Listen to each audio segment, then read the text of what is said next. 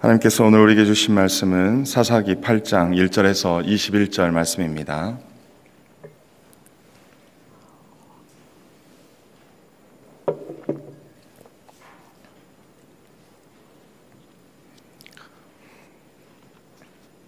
함께 합독하겠습니다. 시작. 에브라임 사람들이 기드온에게 이르되 내가 미디안과 싸우러 갈 때 우리를 부르지 아니하였으니 우리를 이같이 대접함은 어찌 됨이냐 하고 그와 크게 다투는지라. 기드온이 그들에게 이르되 내가 이제 행한 일을 너희가 한 것에 비교되겠느냐. 에브라임의 끝물 포도가 아비에셀의 만물 포도보다 낫지 아니하냐. 하나님이 미디안의 방백 오렙과 스앱을 너희 손에 넘겨주셨으니 내가 한 일이 어찌 능히 너희가 한 것에 비교되겠느냐 하니라. 기드온이 이 말을 하매 그때 그들의 노여움이 풀리니라.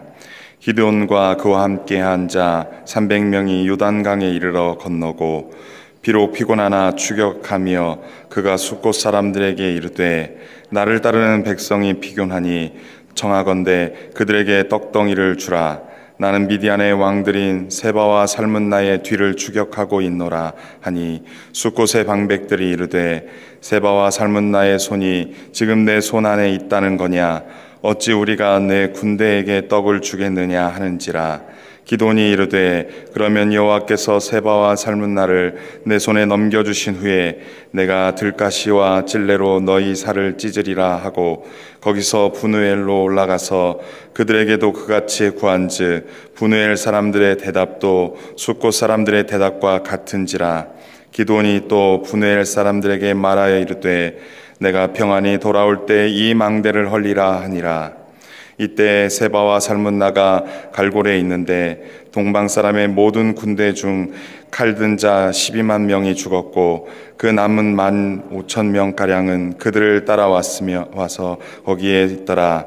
적군이 안심하고 있는 중에 기드온이 노바와 욕부하 동쪽 장막에 거주하는 자의 길로 올라가서 그 적진을 치니 세바와 살문나가 도망하는지라. 기드온이 그들의 뒤를 추격하여 미디안의 두 왕 세바와 살문나를 사로잡고 그 온 진영을 격파하니라. 요아스의 아들 기드온이 헤레스비탈 전장에서 돌아오다가 숫곳 사람 중 한 소년을 잡아 그를 심문하매 그가 숫곳의 방백들과 장로들 77명을 그에게 적어준지라. 기드온이 숫곳 사람들에게 이르러 말하되 너희가 전에 나를 희롱하여 이르기를 세바와 살문나의 손이 지금 내 손 안에 있다는 거냐. 어찌 우리가 내 피곤한 사람들에게 떡을 주겠느냐 한 그 세바와 살문나를 보라 하고 그 성읍의 장로들을 붙잡아 들가시와 찔레로 숫곳 사람들을 징벌하고 브누엘 망대를 헐며 그 성읍 사람들을 죽이니라. 이에 그가 세바와 살문나에게 말하되 너희가 다볼에서 죽인 자들은 어떠한 사람들이더냐 하니 대답하되 그들이 너와 같아서 하나같이 왕자들의 모습과 같더라 하니라. 그가 이르되 그들은 내 형제들이며 내 어머니의 아들들이니라. 여호와께서 살아계심을 두고 맹세하노니 너희가 만일 그들을 살렸더라면 나도 너희를 죽이지 아니하였으리라 하고 그의 맏아들 여델에게 이르되 일어나 그들을 죽이라 하였으나 그 소년이 그의 칼을 빼지 못하였으니 이는 아직 어려서 두려워함이었더라.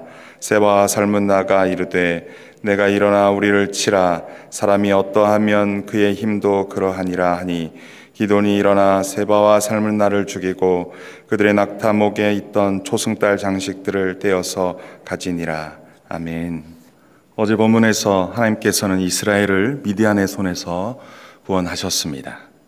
하나님께서는 300용사가 나팔을 불 때 미디안 군사들이 두려워 떨며 자기들끼리 서로 치고받고 서로 죽이고 멀리 도망하게 하였습니다.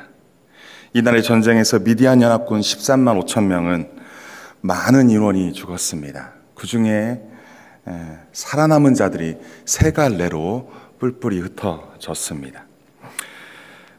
그 첫 번째는 어제 본문 7장 23절의 본문에서 나오는 납달리와 아셀과 온 므낫세에서 부름받았던 9,700명이 그들을 쫓았습니다. 그리고 두 번째 도망한 자들은 요단강 수로 곧 나루터 쪽으로 도망한 것입니다. 어제 보면 24절 25절에서 기드온은 서둘러 에브라임 지파에게 사자를 보내 요단강 수로를 점령하라고 했습니다.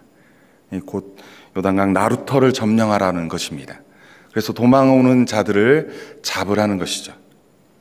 에브라임 지파 사람들은 벳바라와 요단에 이르는 수로를 점령하고 미디안 방백 오렙과 스앱을 잡아 죽였습니다. 2명의 군사령관을 죽이고 그들의 머리를 기드온에게 가져온 것입니다. 오늘 보면 1절에서 3절은 기드온과 에브라임과의 갈등이 등장합니다. 1절에서 에브라임 사람들이 기드온에게 이르되 네가 미디안과 싸우러 갈 때 우리를 부르지 아니하였으니 우리를 이같이 대접함은 어찌 됨이냐 하고 그와 크게 다투었다라고 말씀합니다. 전쟁에서 승리하여 모든 전리품을 나누며 승리의 기쁨을 누려야 하는 시점에서 에브라임 사람들이 기드온에게 네가 미디안과 싸우러 나갈 때 우리를 부르지 아니했다며 크게 다투었다라는 것입니다. 항의하고 다투는 것입니다. 이런 다툼의 발단은 6장 34절 35절에서 볼 수 있습니다. 미디안 연합군들이 쳐들어오자 하나님의 영이 기드온에게 임하고 기드온이 군사를 소집하는 나팔을 불자 맨 먼저 나온 자들이 바알이 죽은 신이라는 것을 눈으로 보았던 기드온에 속한 아비에셀 족속이었습니다. 이 므낫세 지파 중에 한 족속이죠. 또 므낫세 지파와 그들의 북쪽의 이웃 지파들인 아셀과 수블론, 납달리에서 군사들이 모였습니다. 이들은 이스라엘 골짜 계곡과 갈릴리에 있는 지역에서 온 군사들로 모두 평상시에 적군들로부터 극심한 피해를 받았던 자들입니다. 따라서 이들과 함께 싸우고자 일어난 자들은 평상시에 그들로 인하여 고통받았던 자들이 들고 일어나 온 것입니다. 또한 이러한 지파들의 사람들은 기드온 군사 소집에 응하여 나온 이유는 비록 적들이 두렵기는 하지만 여호와의 영이 기드온에게 임하였다는 것을 깨달은 자들입니다.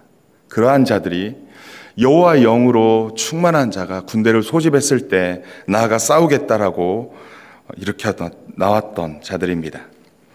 에브라임 지파 군사들은 전쟁의 초기부터 임하지 않았습니다. 기드온의 전쟁에 처음부터 요청하지 않았던 것입니다. 그런데 전쟁이 다 끝나고 도망하는 군사들의 테러를 막고 오는 적들을 잡아달라고 기드온이 요청하자 그들이 비록 나오기는 하였지만 기드온의 그러한 처사들은 자기를 또 자기들의 지파를 무시한 처사라고 여겼던 것입니다. 그래서 강하게 항의했던 것입니다. 사실 에브라임과 므낫세는 12지파 중에 요셉의 2 아들로 친형제 간입니다. 다른 지파보다 더욱더 친해야 되고 가까워야 되는 그러한 관계임에도 불구하고 그들 가운데 끊임없이 경쟁이 있었던 것 같습니다. 기드온의 세력이 점점 커지고 권력을 사유화하려는 것에 대한 불만을 품고 에브라임 지파는 항의했을 수도 있습니다.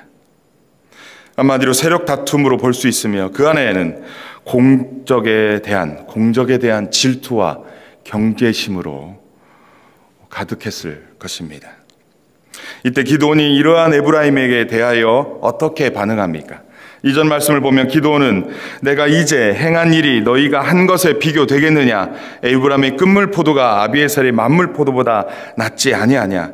하나님이 미디안의 방백 오렙과 스앱을 너희 손에 넘겨주었으니 내가 한 일이 어찌 능히 너희가 한 것에 비교가 되겠느냐라고 말을 합니다.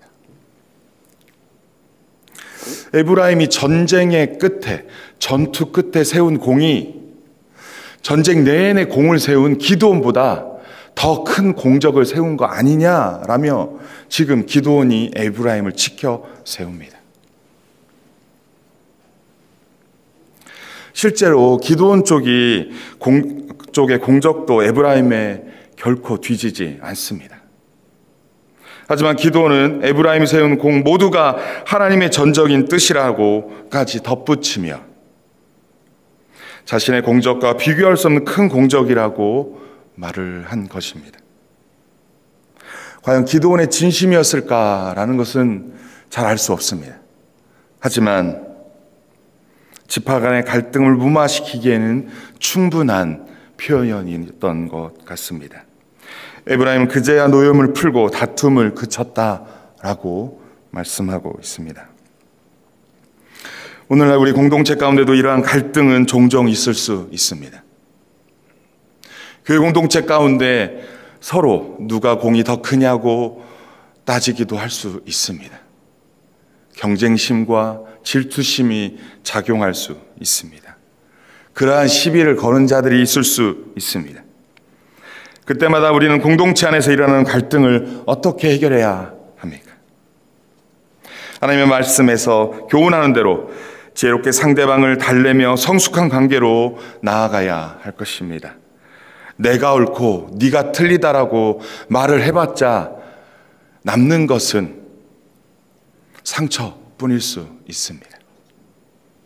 공동체 안에서 다듬어지고 성숙해져서 하나님이 기뻐하시는 사람들이 다 되시길 주님의 이름으로 간절히 축원합니다. 2절에서 기드온의 말실수였는지 아니면 기드온의 본심이었는지는 모르겠지만 내가 이제 행한 일이라는 것은 하나님을 자랑하고 높이는 것이 아닌 자기를 자랑하고 높이는 교만한 마음이 아닐까 합니다.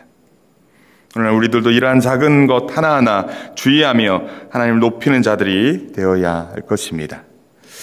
4절에서 21절은 미디안 연합군 중 전쟁에서 패하여 도망하는 세 번째 무리들을 기드온과 300용사가 추격하는 내용입니다. 도망하는 무리들은 미디안의 두 왕 세바와 살문나와 함께한 군사 15,000명입니다.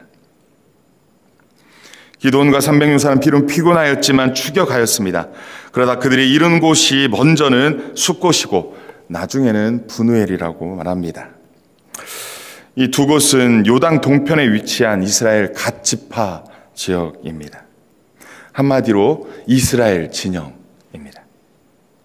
5절에서 기드온은 숫곳 사람들에게 나를 따르는 백성이 피곤하니 정하건대 그들에게 떡덩이를 주라. 나는 미디안의 왕들인 세바와 살문나의 뒤를 추격하고 있노라 라고 말을 합니다. 여기서 나를 따르라 라고 하는 히브리어 원어적 표현은 직역해보면 내 발에 있는 백성이라는 뜻입니다. 기드온에게 있어서 300명의 군사들은 기드온과 함께하는 사람들이나 동역하는 사람들이 아니라 그의 발에 있는 부하들이 된 것입니다. 7장 24절 이후로 여호와의 전쟁이 아니라 기드온의 전쟁처럼 되어버렸습니다. 하나님의 말씀이 있거나 하나님께서 직접 개입하시지 않습니다. 따라서 300용사는 피곤하고 지쳤더라도 어쩔 수 없이 기드온의 부하로서 계속 전쟁을 치러야 했던 것입니다. 기드온은 숫곳과 기드온 사람들에게 미디안 왕들을 추격하고 있다는 설명과 함께 자신의 부하들에게 음식을 요청하였습니다. 내 백성이, 나를 따르는 백성이 정말로 피곤하니 떡 한 덩어리라도 좀 달라고 하는 그러한 요청을 거절했다는 것입니다. 6절에 하지만 숫곳의 백성들이 기드온의 요청을 거절합니다. 어찌 보면 기드온과 300용사는 미디안의 속박으로부터 독립하고자 저항하는 독립군과도 같습니다. 그런데요, 이 독립군과도 같은 자기의 동족들이 요청할 때 자기 동족들의 편을 들지 않고 오히려 미디안 편에 듭니다. 전쟁이 아직 끝나지도 않았는데 너희 편을 들었다가 만약에 전세가 역전이 되어서 너희가 지면 우리의 지역에 있는 우리 동족들은 어떻게 되겠느냐 하며 지극히 현실적인 것을 생각하고 도와주지 못한다고 이야기했던 것입니다. 오히려 미디안의 편을 들고 있는 숫곳 사람들의 모습을 봅니다. 8절에서 브누엘도 마찬가지의 반응을 보입니다. 숫곳 사람들과 분엘 사람들은 기드온의 일행이 세바와 살문나를 추격해 승리할 수 있음을 장담할 수 없어서 이러한 현실적 판단으로 기드온의 부탁을 거절했던 것입니다. 7절과 9절에서 기드온의 반응이 나타납니다. 기드온은 숫곳 백성들에게 여호와께서 세바와 살문나를 나의 손에 넘겨주신 후에 내가 들가시와 찔레로 너희 살을 찢겠다라고 아주 심한 표현들을 쓰고 있습니다. 분엘 사람들에게는 내가 평안히 돌아올 때는 그 이 망대를 헐겠다고 잔인한 표현을 여전히 쓰고 있습니다.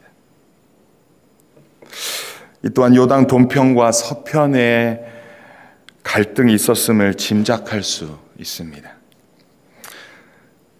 같은 동족들에게 써서는 안 되는 표현들을 지금 기드온이 하고 있는 것입니다. 10절에서 12절 말씀은 기드온은 세바와 살문나가 자신들의 본거지 갈골에서 안심하고 쉬는데 그 적진을 쳐서 두 왕을 사로잡고 온 진영을 격파했다라고 말씀합니다. 13절에서 17절은 기드온은 7절과 9절에서 예고한 대로 숫곳과 분엘 주민들에게 그것도 같은 동족들에게 잔인한 보복을 자행합니다. 예고한 대로 잔인한 보복을 자행한 것입니다. 특별히요, 숫곳 소년 하난을 잡아 신문하고 숫곳 반백과 장로 77명의 명단을 입수합니다. 고문을 했는지 어떠한 심한 신문을 했는지는 알 수 없지만 77명의 명단을 입수한 후에 그들을 들가시와 찔레로 고문해 죽입니다. 분엘의 망대를 헐고 주민들을 죽였다라고 오늘 성경은 말하고 있습니다. 어찌 보면 숫곳과 분엘 사람들은 질책받아 당연합니다. 혼나야 당연합니다. 같은 동족이 독립전쟁을 일으키는 그 상황 가운데 자기 동족 편을 들어줄 수도 있습니다. 그런데 거절하고 거부하고 돕지 않아서 질책을 받아 당연합니다. 하지만 죽이고 그들을 고문하고 그들을 신문하고 그렇게 하는 것은 과연 옳았을까라고 생각해 봅니다. 이러한 지파들 간의 보복은 사사기 후반에 더 큰 보복이 있음을 예고하는 거 아닐까 싶습니다. 오늘 본문 8장 1절에서 3절 에브라임을 대한 기드온의 모습과 오늘 본문 13절에서 17절에서 숫곳과 분엘 사람들을 대한 기드온의 모습을 한번 비교하고 대조 보았으면 좋겠습니다. 두 곳 다 이스라엘 동족입니다. 두 곳 다 기드온에게 저항하며 대항하며 불편하게 했습니다. 한쪽은 질투심과 경쟁심으로 항의하고 대들고 따졌습니다. 한쪽은 도와줄 수 없다라며 만에 하나 전세가 역전이 되면 우리가 어떻게 되겠냐 하며 자신들의 현실적인 입장을 펼쳐보았습니다. 두 곳 다 자신들의 현실적인 것들을 빼앗기지 않고 놓치지 않고 손해보지 않으려고 한 그러한 태도들이었는데 한쪽에 대해서는 어떻게 했습니까? 관대함으로 자신을 낮추고 그들을 위하는 표현을 했고 다른 한쪽은 아주 잔인한 말과 나아가서 질책을 넘어서서 죽이고 심하게 보복하는 행동이 있었습니다. 기도는 철저한 개인적 복수를 갚는 잔인한 전쟁으로 지금 이 전쟁을 변질시키고 있는 것입니다. 오늘 우리는 공동체 안에서 이러한 이중적인 모습은 없는지 돌아보았으면 좋겠습니다. 누구에게는 간대함으로 대하지만 누구에게는 차별과 지나친 분노로 대하고 있지는 않는지, 지체들 간에 동역하는 모습이 아니라 주종의 관계로 함부로 대하지는 않는지, 공동체 안에 더 큰 갈등이 일어나기 전에 우리가 지금 우리 자신을 돌아보고 관계를 회복해야 되는 것이 오늘 이 말씀을 주신 하나님의 의도가 아닐까 싶습니다. 지체들 간의 갈등의 문제 더 이상 간과하지 말고 하나님 안에서 이 관계를 회복하는 저와 여러분 되기를 간절히 축원합니다. 18절 21절의 말씀은 기드온이 세바와 살문나를 처형하는 장면이 등장합니다. 기드온이 그들에게 묻습니다. 너희가 다볼에서 죽인 자들은 어떠한 사람이더냐? 그들이 너와 같아서 하나같이 왕자들의 모습과 같더라. 그들은 내 형제들이며 내 어머니와 아들들이니라. 여호와의 살아계심을 두고 맹세하노니 너희가 만일 그들을 살렸더라면 나도 너희를 죽이지 아니하였으리라. 지금 가만히 보니까요, 세 갈래로 흩어져 도망했던 이 세바와 살문나를 쫓아왔던 기드온의 근본적인 이유는 자기의 형제들을 죽인 원수들이라 쫓아왔다는 겁니다. 300용사가 피곤해 지쳐있는 그들을 억지로 끌고 먼 곳까지 쫓아왔다는 겁니다. 복수심에 불타 그 원수를 갚기 위해. 기도는 지금 공동체를 위한 것이 아니라 사적인 이유로 이스라엘 백성들을 동원하여 전쟁을 치렀다는 것입니다. 이것이 여호와의 전쟁이 아니라 기드온의 전쟁으로 마무리한 결정적인 증거가 아닐까 싶습니다. 기드온에게 있어서 300용사는 더 이상 함께하는 자들이 아니라 자신이 거느리는 소모품에 불과한 것입니다. 권력의 사유화는 위험합니다. 지도자에게 임한 그 권력을 사유화하는 것은 매우 위험합니다.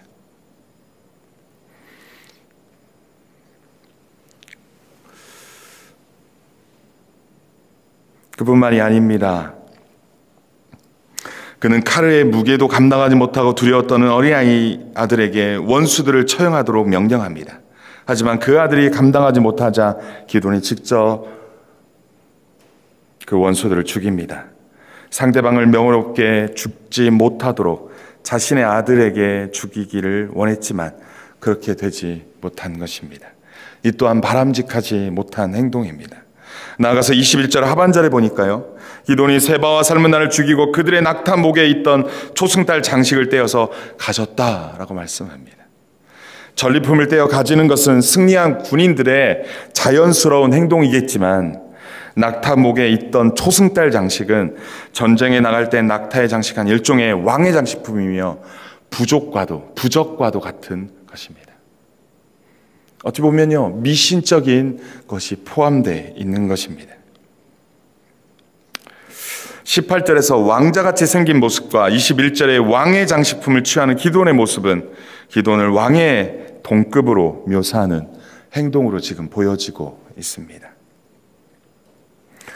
오늘 본문에서 기드온은 지도자의 권력의 사유화와 지도자의 공동체에 대한 차별적 태도와 뿐만 아니라 공동체의 그 분열과 갈등을 좀 많은 부분에서 일으키는 모습을, 그러한 행동을 보였던 것 같습니다. 오늘 본문에서 하나님은 어떤 분이시고 우리에게 주는 교훈은 무엇입니까? 먼저 공동체 안에서 질투심과 경제심은 공동체의 분열을 가져오는 부정적인 것들입니다. 관대함과 너그러움, 그 너그러움과 관대함을 나타내 보이는 것이 공동체를 회복하고 갈등을 해결하는 길일 줄 믿습니다. 나보다 남을 낮게 여기는 것만이 그러한 갈등을 해결할 수 있습니다.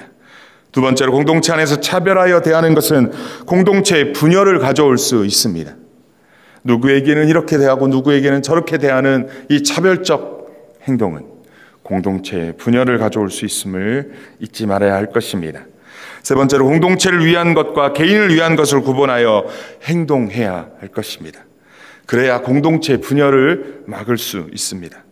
나아가 공동체 안에서 왕처럼 높아지려고만 한 것이 아니라 동역하는 관계로 나아가야 공동체의 분열을 막을 수 있음을 오늘 본문에서 우리에게 교훈하는 거 아닐까 싶습니다. 사사 기드온을 통하여 오늘날 우리에게 공동체에 주는 교훈을 가볍게 여기지 않았으면 좋겠습니다. 교회 안에 공동체를 분열하게 하는 것들에 대하여 미리 예방하고 혹시 모를 교회 안의 갈등을 오늘 말씀의 순종으로 치유하고 회복하는 데 소홀하지 말아야 할 것입니다. 성령께서 하나 되게 하신 이 교회를 힘써 지키시는 저와 우리 모두 되기를 주님으로 간절히 축원합니다.